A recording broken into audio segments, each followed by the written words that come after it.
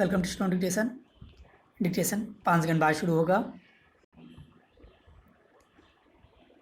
Ready start. अगले सप्ताह से शुरू हो रहे संसद के मानसून सत्र की ओर देश की निगाहें केवल इसलिए नहीं रहेंगी क्योंकि कोरोना संकट खत्म होने का नाम नहीं ले रहा है, बल्कि इसलिए भी रहेंगी कि लद्दाख में वास्तविक नियंत्रण रेखा पर युद्ध के बादल मंडराते दिख रहे हैं। इसके अलावा अन्य अनेक समस्याओं के साथ अर्थव्यवस्था भी गहरे संकट में है। इसी कारण वर्तमान परिस्थितियों को सामान्य नहीं कहा जा सकता। भविष्य को लेकर बेचैनी और असमंजस के इस माहौल में देश की जनता की दिलचस्पी केवल इसमें ही नहीं होगी कि देश के समक्ष उपस्थित समस्याओं पर विपक्ष के सवालों पर सत्ता पक्ष की ओर से कैसे और क्या जवाब दिए जाते हैं, बल्कि इसमें भी होगी कि दोनों पक्ष मिलकर देश को कोई सही राह दिखाने का काम कर पाते हैं या नहीं। वास्तव में यह वह समय है जब दलगत हितों से ऊपर उठकर एक आदर्श स्थापित किया जाए। निस्संदेह सभी ज्वलंत मसलों पर चर्चा होनी ही चाहिए, लेकिन उसका उद्देश्य समस्याओं का समाधान खोजना होना चाहिए, न कि एक दूसरे को कटघरे में खड़ा कर संकीर्ण राजनीतिक स्वार्थों का संधान करना।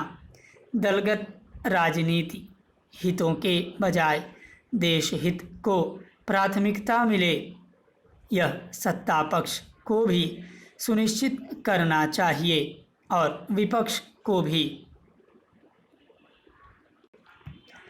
यह सही है कि संसद चलाना सत्ता पक्ष की जिम्मेदारी है, लेकिन इस जिम्मेदारी का निर्वाह तभी हो सकता है जब विपक्ष सहयोग भाव प्रदर्शित करेगा।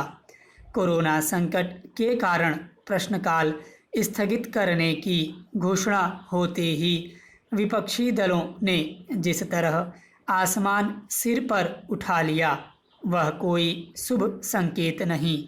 हैरानी की बात यह है कि प्रश्नकाल स्थगित करने का विरोध उन राजनीतिक दलों की ओर से भी किया गया जिन्होंने अपने शासन वाले राज्यों में जब विधानसभा सत्र बुलाए तो प्रश्नकाल न कराना बेहतर समझा। यदि कोरोना संकट के कारण विधानसभाओं में प्रश्नकाल न होना स्वीकार्य है, तो फिर संसद में अस्वीकार्य क्यों, और वह भी तब लिखित सवालों के जवाब देने की सुविधा उपलब्ध रहने वाली है। अपेक्षित केवल यह नहीं है कि संसद के इस सत्र में जो विधेयक पेश और पारित किए जाने हैं उन पर गंभीर चर्चा हो, बल्कि महज विरोध के लिए विरोध की राजनीति पर का परित्याग किया जाए।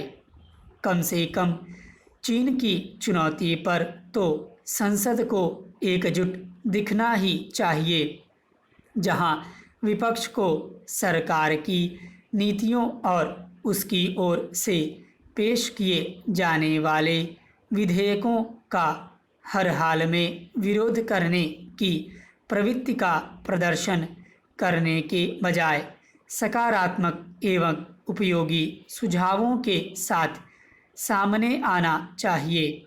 वहीं सत्ता पक्ष को हर ऐसे सुझावों पर गंभीरता पूर्वक विचार करने के लिए तैयार दिखना चाहिए। स्टॉप।